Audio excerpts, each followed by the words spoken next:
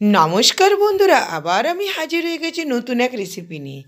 আজকে আমি আপনাদেরকে করে দেখাবো বাচ্চাদের ফেভারিট রেসিপি পাও ভাজি, তাও আবার বাড়িতে। এ টু জেড পাও ভাজি রেসিপি আপনারা আজকে দেখতে পাবেন। পাও ভাজি মশলার থেকে তৈরি করে পাও ভাজি কীভাবে বাড়িতে তৈরি করা হয়। দেখুন, এখানে আমি কিছু পরিমাণে সবজি নিয়ে নিয়েছিলাম। ফুলকপি, গাজর, বিনস আর একটা বিট। আপনারা যদি বিনস না দিতে চান না দিলেও চলবে। বাচ্চাদের জন্য আমি সবজি একটু মাথায় রেখে এই বিনসটা দিলাম, কেন বাচ্চারা সবজি খেতে চায় না। এরপর আমি সেগুলো কুকারের মধ্যে দিয়ে দেবো। সবগুলো আগের থেকে আমি ধুয়ে আগের থেকে পরিষ্কার করে ছোট ছোট টুকরো করে রেখেছিলাম। এর মধ্যে সামান্য পরিমাণে নুন আর জল দিয়ে দেবো। আপনারা যদি এর মধ্যে পেঁয়াজ টমেটো দিতে চান দিতে পারেন। আমার শাশুড়ি মা খান না, সেই জন্য আমি এটা আলাদা করে সেদ্ধ করে রাখবো। দেখুন, এখানে আমি এর মধ্যে পাওভাজি মশলাটা তৈরি করে নেব। পাওভাজি মশলার জন্য আমার 2 চামচ ধনে, 2 চামচ জিরে, 2 চামচ মৌরি, সামান্য পরিমাণে গোটা গরম মশলা আর 3 থেকে 4টে শুকনো লঙ্কা। সেগুলো আমি শুকনো খোলায় সবার প্রথমে একটু রোস্ট করে নেব। রোস্ট করার পর গ্যাসটা অফ করে আমি এখানে সামান্য পরিমাণে কাসুরি মেথি দিয়ে দেবো। কাসুরি মেথি দিয়ে আমি আবার 2 মিনিট ভালো করে নাড়াচাড়া করার পর মিক্সির মধ্যে সেটা গুঁড়ো করে নেব। দেখুন, আমি আপনাদেরকে খুলে দেখাচ্ছি আমার গুঁড়োটা কীরকম হয়েছে। একদম মিহি গুঁড়ো হবে, কোনো এখানে দানা যাতে না থাকে। আপনাদের যদি দানা থাকে আপনারা আরেকবার গুঁড়ো করে নিতে পারেন। এরপর আমি এখানে কিছু মশলা অ্যাড করব। যেমন এখানে 1 চামচ দেব চাট মশলা, 1 চামচ দেব কালো বিট নুন, আর এখানে দেব 1 চামচ লঙ্কা গুঁড়ো। আমি এখানে নর্মাল লঙ্কা গুঁড়ো দিয়েছিলাম, আপনারা যদি চান এখানে কাশ্মীরি লঙ্কা গুঁড়োটা ব্যবহার করতে পারেন। দেখুন, আমার গুঁড়ো হয়ে গেছে। সরি বন্ধুরা, আমি গোলমরিচ গুঁড়ো দিতে ভুলে গেছিলাম। আপনারা যদি চান গোটা গোলমরিচও দিতে পারেন। আমি এখানে একটু গোলমরিচ গুঁড়ো ছিল আমার বাড়িতে, আমি সেটা দিয়ে ভালো করে নাড়াচাড়া করার পর এটা আমি একটা কৌটোর মধ্যে ভরে রেখে দেবো। এটা আপনারা রেখে দিতে পারেন। এটা আপনাদের বাড়িতে থাকলে আপনারা এই সবজিটা রুটির সাথে, পরোটার সাথে বাচ্চাদের করে খাওয়াতে পারেন। দেখুন, আমার সবজিটা সেদ্ধ হয়ে গেছে। এর ম্যাশার দিয়ে ভালো করে ম্যাশ করে নেব। আর আমি এখানে মটরশুঁটি দিয়ে দিলাম। মটরশুঁটি বেশি সিদ্ধ হলে ভালো লাগে না, সেই জন্য উপর থেকে দিয়ে আমি ম্যাশটা করে নিলাম। এরপর কড়াইয়ের মধ্যে সামান্য পরিমাণে সাদা তেল গরম করে নেব। সাদা তেলটা যখন গরম হয়ে যাবে এর মধ্যে 1 চামচ জিরে আর শুকনো লঙ্কা ফোড়নটা দিয়ে দেবো।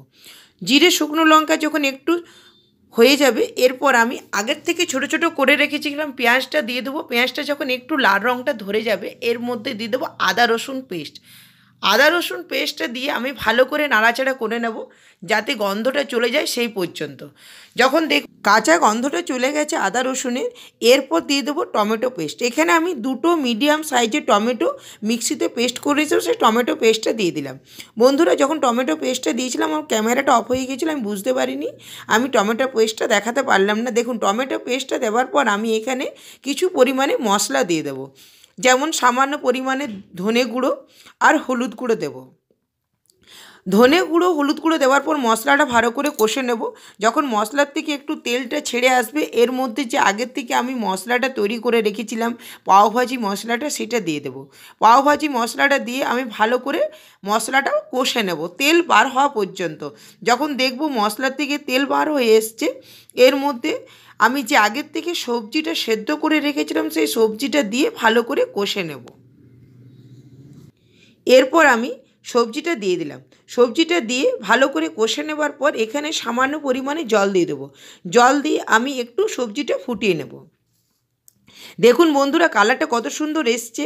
এটা কিন্তু বিটের জন্য কালারটা হয়েছে। আপনারা যদি বিটটা না দিতে চান তাহলে এটা রঙটা আসবে না। দেখুন, আমার যখন সবজিটা ফুটে যাবে এর মধ্যে আমি উপর থেকে একটু কাসুরি মেথি আর ধনেপাতা ছড়িয়ে আমি একটু মাখনটা দিয়ে দেবো। মাখনটা দিয়ে আমি গ্যাসটা অফ করে দেবো। আপনারা যদি চান তেলের মধ্যেও মাখনটা দিতে পারেন। আমি উপর থেকে মাখনটা দিয়ে আমি গ্যাসটা অফ করে রেখে দিলাম। চলুন এরপর পাওগুলো তৈরি করে নিই। এখানে কিন্তু আমি রেডিমেড পাও কিনেছিলাম। দেখুন, এখানে আমি রেডিমেড যে পাওগুলো কিনেছিলাম সেগুলো কতটা সফট। আপনাদেরকে একদিন বন্ধুরা আমরা পাও তৈরি করে দেখাবো বাড়িতে কীভাবে পাও তৈরি করতে হয়। দেখুন, আমি পাওগুলো মধ্যেখান থেকে কেটে নিলাম। এরপর আমি একটা তাওয়ার মধ্যে সামান্য পরিমাণে মাখন পাতা কুচি আর পাওভাজি মশলাটা দিয়ে দেবো। পাওভাজি মশলাটা দিয়ে আমি মিনিট খানেক নাড়াচাড়া করে নেব। এরপর যে সবজিটা আগের থেকে তৈরি করে রেখেছিলাম সেই সবজিটা দিয়ে আমি তাওয়ার মধ্যে আবার মশলা দিয়ে ভালো করে কষে নিচ্ছি। কষে নেবার পর আমি যে পাগুলো তৈরি করে রেখেছিলাম সেই পাগুলো দিয়ে এভাবে সবজির মধ্যে লাগিয়ে পাগুলো আমি 2 থেকে 3 মিনিট ভালো করে সেঁকে নেব। বন্ধুরা, আমার রান্না আপনাদের ভালো লাগলে প্লিজ আমার চ্যানেলটাকে লাইক আর সাবস্ক্রাইব করে দেবেন। বন্ধুরা, আপনারা যদি ফেসবুক থেকে আমার রান্না দেখেন, ফেসবুক পেজটা আপনারা ফলো করবেন। আপনারা পাবেন বহু রকমের নিরামিষ রান্না আমার চ্যানেলে দেখতে। দেখুন, আমার পাওভাজিটা তৈরি হয়ে গেছে। এটা কিন্তু গরম ঠান্ডা দুটোই খেতে ভালো লাগবে। আপনারা বানিয়ে এই ঠান্ডাতে বাচ্চাদের গরম গরম পরিবেশন করুন। বন্ধুরা, আজের মতন এই পর্যন্তই।